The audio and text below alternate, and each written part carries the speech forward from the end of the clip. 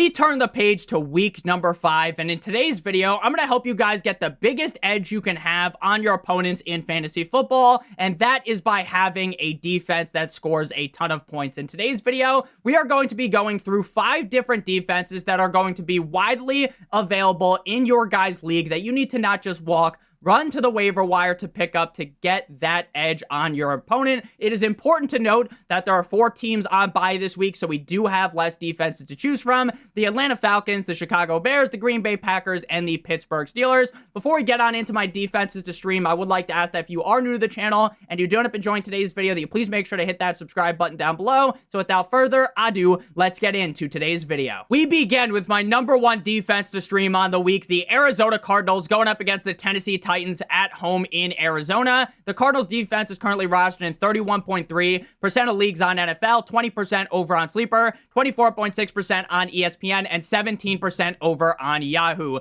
The Arizona Cardinals defense played quite well up against Mono Man Sam and the Seattle Seahawks last week on Thursday Night Football. They do end up losing that game 20-23, but that's not really the fault of the defense. It is much more on the offense. Kyler Murray turning the ball over, Marvin Harrison Jr. not looking the best either in that game. He does ultimately get that redemption, that Red Dead redemption. Shout out to Arthur Morgan. He scores that touchdown, but ultimately the offense was pretty much at fault for losing that game. The Arizona Cardinals defense up against the Seahawks, they record 3 sacks, 1 fumble recovery, 23 points allowed. They have now had 3 straight weeks with at least 1 turnover. Now, the Arizona Cardinals defense has been solid, but that's not even really why you want to be all over the Arizona Cardinals defense this week. It is because of their matchup up against the Tennessee Titans. The Tennessee Titans offense has been so limp dick that it is honestly very shocking. They end up pulling the plug on their head coach being the play caller. They end up giving it to the quarterback coach. I'm thinking, you know what? Maybe that's going to bring some life. Maybe that's going to rejuvenate this offense, make them look a little bit better. Maybe they will at least be a little bit competitive up against the Houston Texans, who have had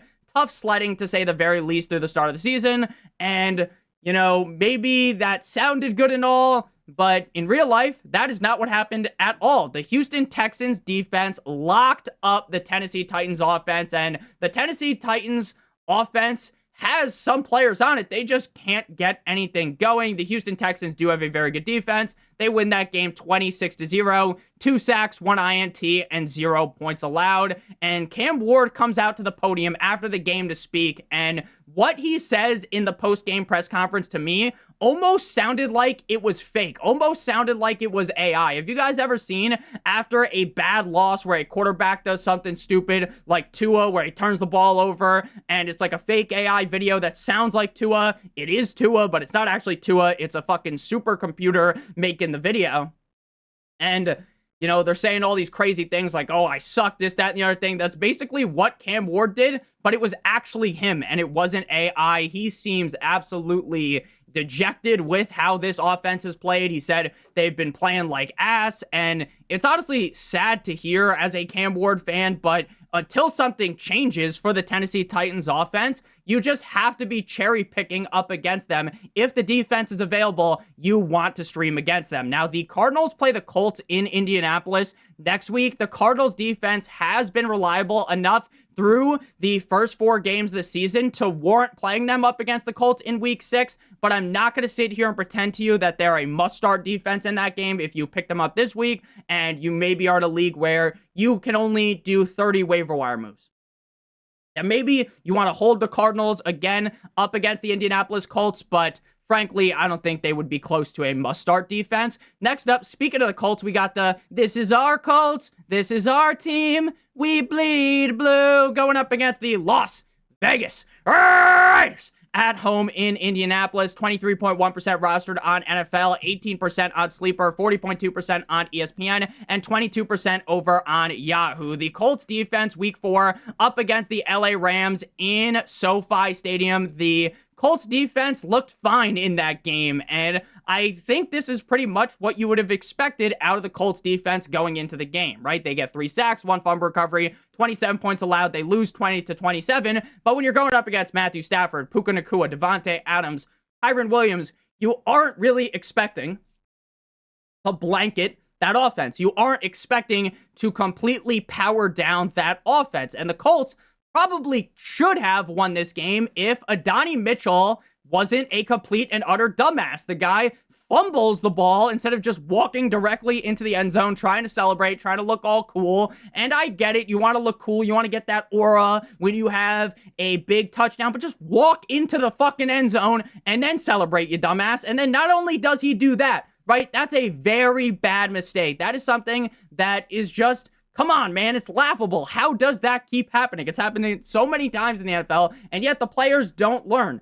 And then not only does he do that, he gets a penalty on a Jonathan Taylor house call later on in the game. So the Colts defense played very good, and they still lose the game because of the incompetence of Adonai Mitchell. The Las Vegas Raiders offense and Geno Smith have been not so good at all. If Ashton Jeanty wasn't on the Raiders, I genuinely think the Chicago Bears might have only allowed like 7 points in that game. Jeanty was putting the team on his back. The Chicago Bears turned back the clock to 1985 because that's how good the defense looked up against the Raiders because of how shit the Raiders are. They win 25-24. Sure, a nail biter on paper. Didn't really feel like that though because the Raiders couldn't get anything going outside of Ashton Jeanty. Not one, not two, but 3 INTs, 1 fumble recovery, and 24 points allowed. Geno Smith has thrown 6 touchdowns to 7 interceptions on the season, and with his suspect play, the Colts could end up being a certified smash. While they don't have the best defense in the NFL, they have been turning teams over at a top 5 rate. The Colts play up against the Cardinals in Week 6, another scenario where I wouldn't be opposed to playing the Colts defense, right? Because Kyler is live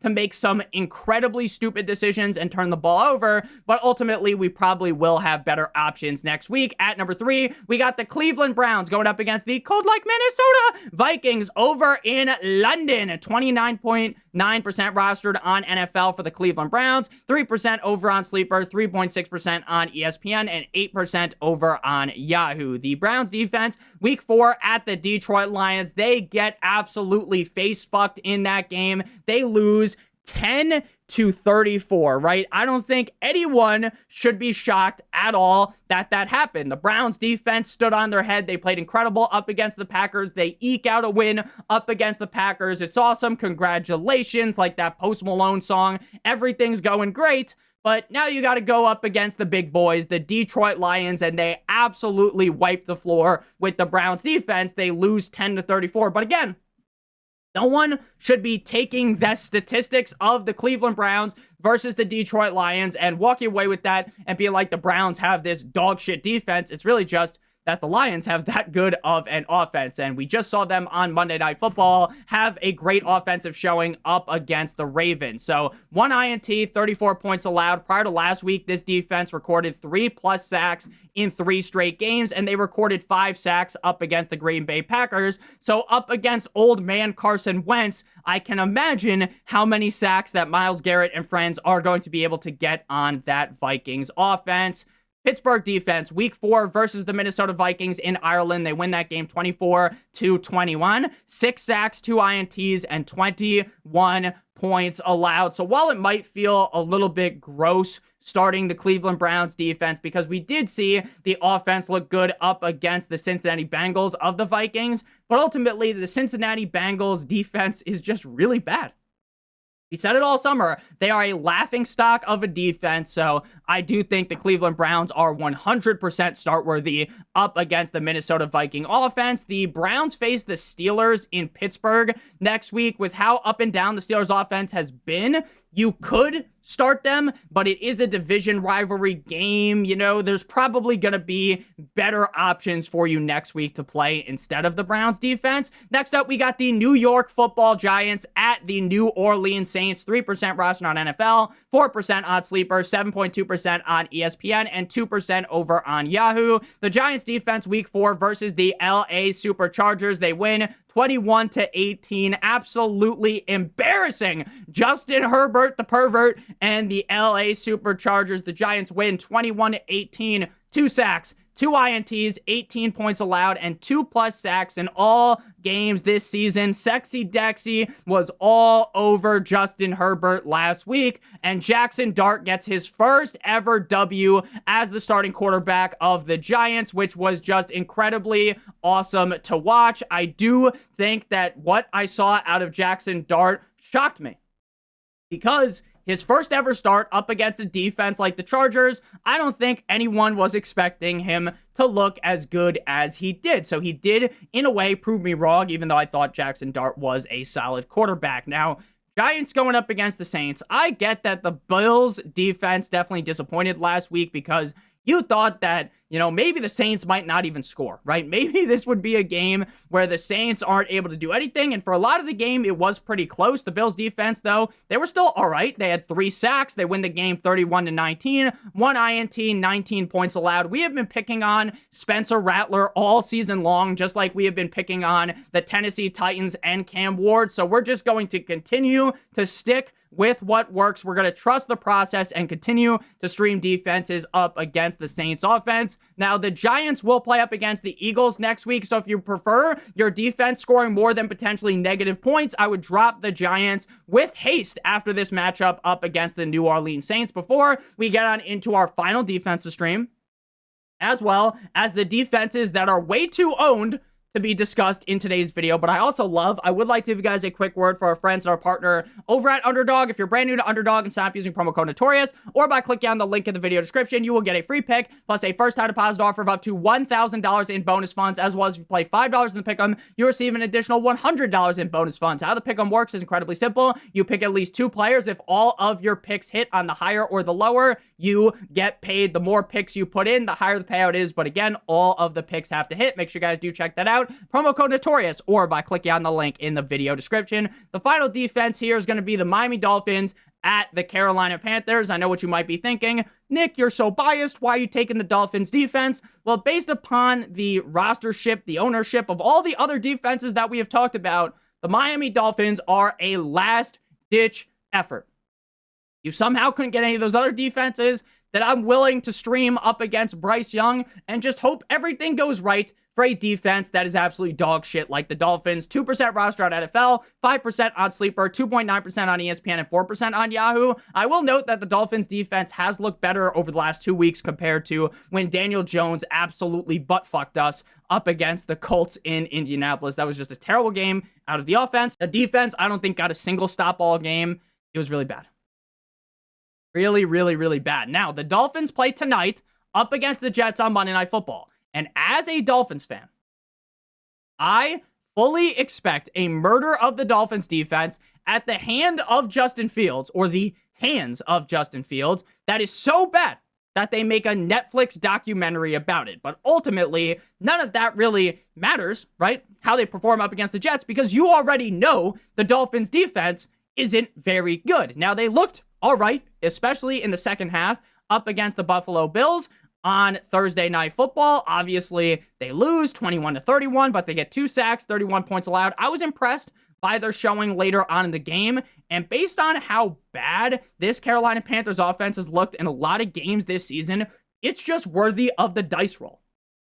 Again, I'm not going to sit here and say the Dolphins defense are a locked and loaded top 5 option at defense this week. They're not. They probably won't even be ranked inside of my top 12, but based upon the defenses that are actually widely available enough for you to stream them, the Dolphins should be in consideration, again, strictly just based on the matchup. I don't think the Dolphins defense is all that good. They made the New England Patriots defense look fantastic. They win 42-13, 1 sack, 13 points allowed. The Dolphins play the Chargers in week 7, and I fully or week number 6, which would be the next week.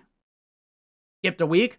I fully expect Justin Herbert to put us on a t-shirt, so I would not be remotely close to starting them in that spot. Now we move on to the defenses that are owned in way too many leagues, but I also love them. So if for some reason they're available in your league, if you're in a smaller league, I would pick them up. The cold-like Minnesota Vikings going up against the Cleveland Browns. The Detroit Lions at the Cincinnati Bengals, and the Baltimore Ravens going up against CJ Stroud and the Houston Texans. So make sure you guys, if you did end up enjoying, that you hit that subscribe button down below. If you haven't already, whether you are new to the channel or not, make sure you leave a like on today's video. It would help me out a ton. Check out one of the videos on your screen if you haven't seen them already. I love you guys all so much. I hope you have a great rest of your guys' day. And as always, good boy.